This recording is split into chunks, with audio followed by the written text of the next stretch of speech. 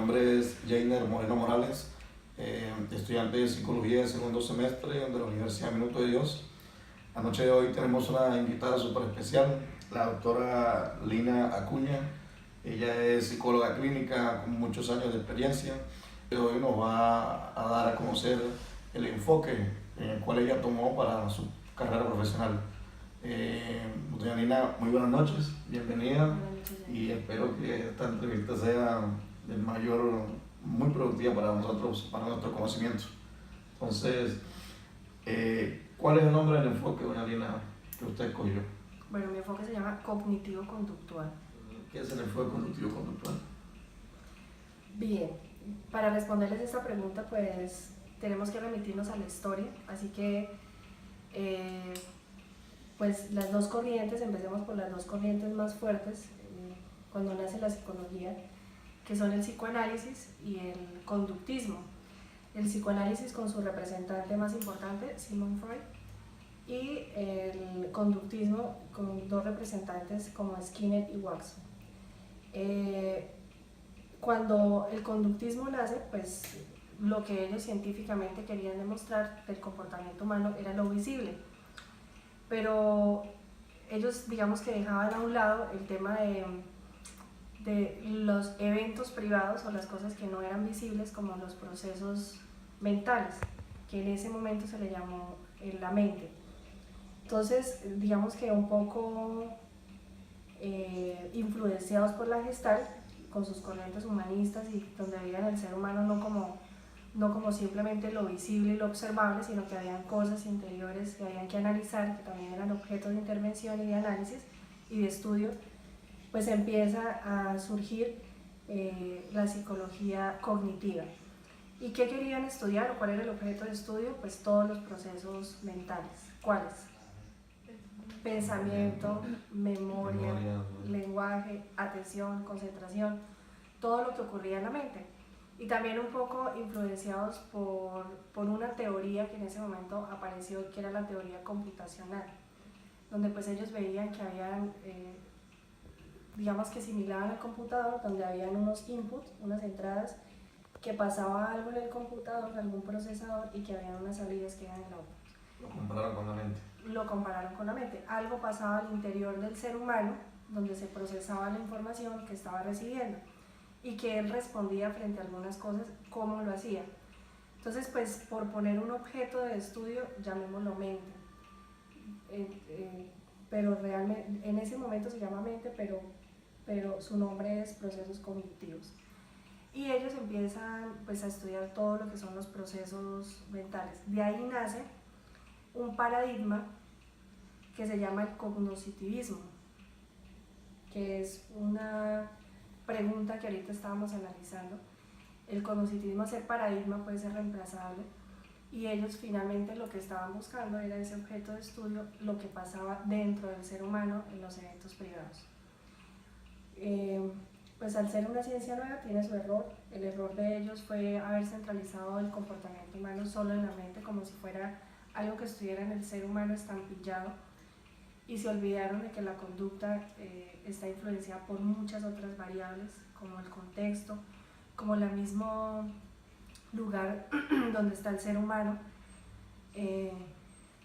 las mismas cosas que pueden pasarle a él en las diferentes etapas de la vida, porque no es lo mismo como yo actúo cuando soy niño, cuando soy adolescente o cuando soy adulto. Sí, Entonces, exacto, entonces ellos perdieron de vista esa esencia de la conducta, que es interacción, no es algo que está estampillado. Entonces, pues ese error los convirtió a ellos en mentalistas, en una corriente pues mentalista, donde pues la dualidad era mente-cuerpo, como si el cuerpo estuviera separado de la mente, y eso es un error porque somos unos solos. Entonces se alejó de entender el comportamiento como ese objeto de estudio y se dedicaron solo a la mente. Pero pues es positivo porque le abrió mucho campo de estudio. Entonces aparece la neuropsicología, estudiando todas aquellas respuestas emocionales, todos aquellos sentimientos que aparecen en el ser humano, la ansiedad, la depresión, todas las respuestas neurológicas que se dan cuando alguien está temeroso, triste, enojado, ¿sí? Nos dio como ese entendimiento y esa complementariedad que se necesitaba para el estudio del ser humano. Entonces, para esta época, porque la teoría cognitiva ha venido variando y en el caso de mi enfoque, lo cognitivo-conductual, el comportamiento es uno solo y los procesos cognitivos se comprenden como conductas verbales. Si yo pienso, es porque, digamos, pensar que es hablarse, es hablar consigo mismo, ¿cierto? Y hablar es conducta. Entonces, ese análisis de mi pensamiento, esos análisis introspectivos, pues son conductas verbales que hacen parte del estudio del cognitivo conductual. Buenas noches, mi nombre es Jaime Bautista. Dina, teniendo en cuenta pues, que nos habló ya que es un enfoque dual, ¿por qué escogió la rama del cognitivo conductual? Bueno, fue un enfoque dual, ¿sí? Incluso cuando empiezan las terapias de segunda generación del cognitivo conductual, donde ellos empiezan a trabajar todo lo que tiene que ver con esquemas, con creencias, con pensamientos, pues las intervenciones se limitaron mucho porque la explicación a la conducta era circular. Entonces, ¿cómo define usted una persona deprimida? Está triste, está aburrida. Porque está triste. ¿Y todo el que está triste está deprimido? No, no necesariamente. No puede lidiar la tristeza también sin deprimirse. Sin deprimirse. Entonces, lo que pasaba por aquella época es que la explicación a ese tipo de comportamientos era así circular. Entonces, si está triste es porque está deprimido, si está deprimido es porque hay tristeza. Y no siempre funciona así, ¿sí? Se perdía de vista todos aquellos estímulos que mantienen la conducta, que la aumentan o que incluso la disminuyen. Se perdía de vista eso. ¿Por qué escojo lo cognitivo-conductual? Porque los cognitivos conductuales estudiamos la conducta del ser humano, el comportamiento del ser humano, y el ser humano se encuentra donde esté el ser humano, ahí se hace el análisis del comportamiento. Entonces es un enfoque que me permite entender al ser humano en cualquier espacio, sea hogar, sea colegio, sea trabajo, sea el deporte, lo político, lo laboral, donde esté el ser humano, ahí hay análisis, ahí hay conducta. Okay. ¿Cuáles son los principales representantes de esta corriente? Bueno, del conductismo arranca con Skinner y con Watson. Digamos que hoy por hoy todavía Skinner, con su postulado de la conducta operante, todavía es influyente para el análisis y para el estudio del comportamiento de los cognitivos conductuales. Ahorita en la tercera generación, pues, ¿qué es lo que pasa? Que sencillamente aparecen nuevas intervenciones psicológicas donde se entiende la conducta de una manera más interactiva.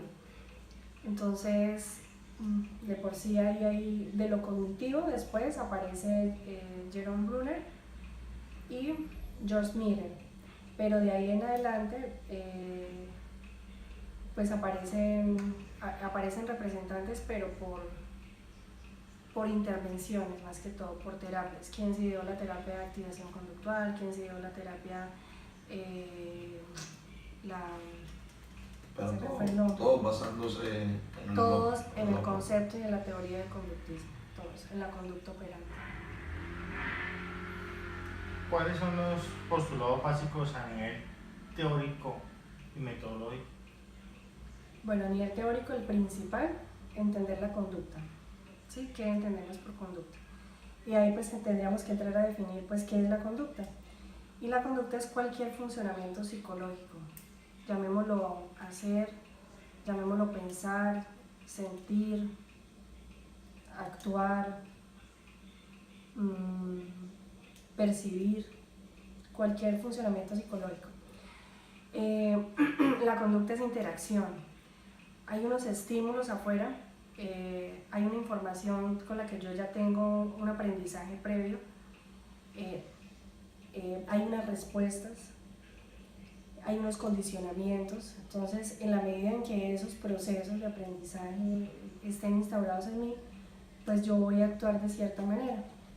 Entonces, y aún así, aunque hayan ciertos pensamientos como por ejemplo la conducta verbal, que generalmente casi toda la conducta de nosotros está gobernada por reglas, o sea, por lo que aprendemos, creemos, nos enseñaron, aún así siempre la conducta se entiende no por su estructura o por su forma, o sea, por ejemplo, conducta rebelde, conducta desafiante, sino por su función.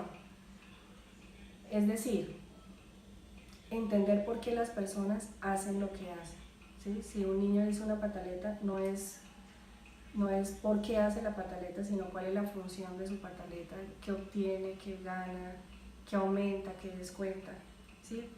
Es entender más bien por qué las personas hacen lo que hacen. Está bien decir que el ser humano actúa según a su conocimiento, o sea, según cómo conoce, según lo que él sabe, es su forma de actuar. Es un estímulo. Aún así, aunque yo piense ciertas cosas, no siempre actúo de la misma manera. ¿Y de qué depende eso? ¿De qué dependería? Valores. O del momento en que... De lo que pasa en el entorno. Por eso la conducta es interacción. O sea, podemos decir que la corriente cognitivo-conductual lo podemos aplicar en cualquier especialización que tomemos de la psicología. Total. Donde está el ser humano, ahí está el análisis del comportamiento. Buenas noches, mi nombre es Lina Aparicio y me gustaría saber, Lina, ¿cuál es su campo de acción? En este momento mi campo de acción es psicología clínica. Lo clínico trabaja el sufrimiento humano y mi área laboral trabajo con pacientes con enfermedad crónica. Pongámosle un apellido, terminal, porque pues el riñón es un órgano vital y sin riñones no podemos vivir. En el ámbito o en el enfoque cognitivo-conductual, ¿cómo lo aplica en su trabajo? ¿Cómo lo intervenimos? Bueno, en principio, cuando las personas, el sufrimiento más grande para las personas es saber que tienen que depender de una máquina para poder vivir. Y como seres humanos tenemos la libre elección de si queremos seguir viviendo o queremos morir. Pasa con frecuencia que todos queremos vivir. Hay más personas aferradas a la vida que a la muerte, pero aceptar la dependencia médica y saber que necesito de una terapia por vida para poder seguir viviendo, pues hace que el ser humano entre en crisis. Entonces, lo primero que uno hace en cualquier intervención clínica, pues primero, ¿cuál va a ser mi conducta de intervención? Porque aunque todos los pacientes sufren, el sufrimiento es estimulado por diferentes cosas. Entonces, unos porque son, por ejemplo, muy jóvenes, entonces, especialmente las mujeres, no poder tener hijos. O para otros, los jóvenes, el sufrimiento es que cuando uno está en esta etapa productiva, quiere que lo empleen y trabajar y poder hacer cosas, y hay gente que realmente, la realidad en Colombia es que los enfermos no los emplean. Aunque la ley dice que sí se puede emplear, pero las empresas prefieren curarse en salud porque pues, una persona enferma generalmente se incapacita mucho, no termina siendo como tan productiva para las personas. Gracias por aceptar la invitación y esperamos un próximo que nos tenga otra vez la oportunidad de colaborarnos y darnos un poco de su conocimiento. Muchas gracias, Lina. Pero mucho. Y a ustedes, gracias.